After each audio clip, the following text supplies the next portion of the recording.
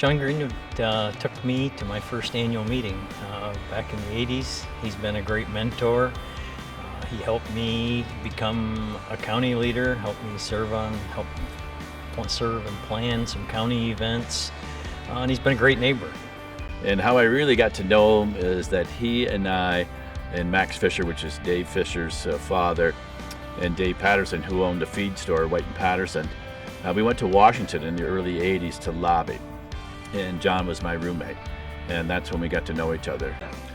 So my first time I ever heard of Jon Greenwood was when I was in a SafeMark agent. At the time we visited SafeMark agents, and the agent said, "You need to go and see this new young farmer that's moved into the Canton area. This guy is really sharp, he's bright, and he ought to get involved in the Farm Bureau." So, being a field staff person, that's what you do. So I went to see Jon and kind of said, "Hey, let's talk about Farm Bureau," and I'm not sure he knew very much about it at the time or anything, but that was the beginning. And then he became the County Young Farmer Chairman.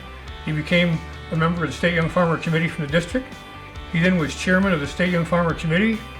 And after that, besides being Farm Bureau, he was a county legislator, very active in a community group that we both were involved in keeping the wetland from being taken over by the federal government. And he's always been a community active person. So his involvement in Farm Bureau started a long time ago, but it's been there. He's always been loyal for a long time. Jon is somebody that we've always looked up to in the ag community. Ran a very successful operation. He's probably the most perfect example of the American dream that I know of. Came to the North Country in college, got a job, got the opportunity to work on this farm that he owns, and then become the owner. And he's grown a very successful business while being involved in Farm Bureau for the last 40 plus years. I don't think Jon has only missed 2 annual meetings in 40 plus years. Jon had an impact, especially with dairy, but not only that, but with the whole free enterprise system.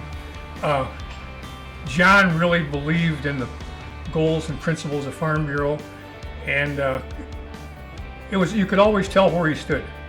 There's no question about that. And his impact to other farmers were positive. I know he told me a story one day about somebody that really probably could be doing a little better on some of their farm practices.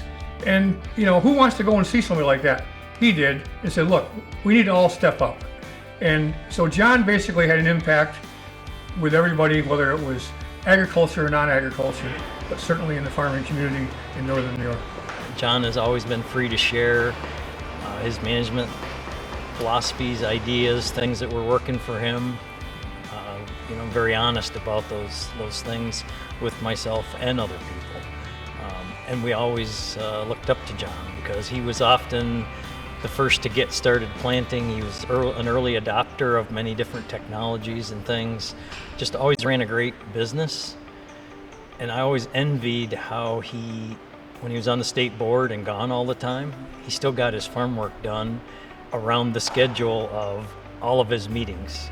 And I don't know if he ever missed a state board meeting when he served on the state board. He was that dedicated to the organization and to agriculture, trying to make a more business-friendly environment for the whole farm community across the state. I mean, he and I have been to, like I said, Washington together, in Albany. When Jon goes in the room, the senators or the assembly persons or whoever know that they're talking to an individual who is well informed and organized and has his stuff together. And I think it's a mutual respect that is quickly ascertained with these individuals that we're trying to influence them on decisions that help our family farms. And I think it's that kind of gravitas that is earned and actually learned and created. And so he has this reputation as a no-nonsense person, but also he's mellowed over the years. And so it's not much take it or as much as the take it or leave it, maybe the attitude is as a young man. And it's more like we're going to try and get what we can and see if they see our ways and be very thankful for what we can attain. And then if not, if we can't get that, we'll just keep working at it.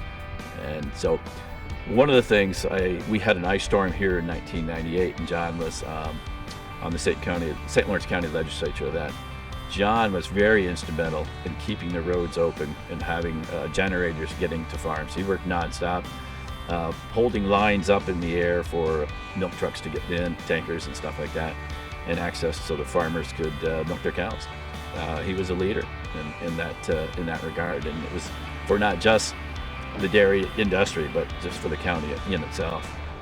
He was one of the first to be involved in the CAFO permit early on, and has continued to be involved, and has been a great asset in working with DEC on making the CAFO permit successful from an environmental standpoint, but also doable and workable from common sense agricultural practices for farmers. John really deserves this award because he's an all-around great person.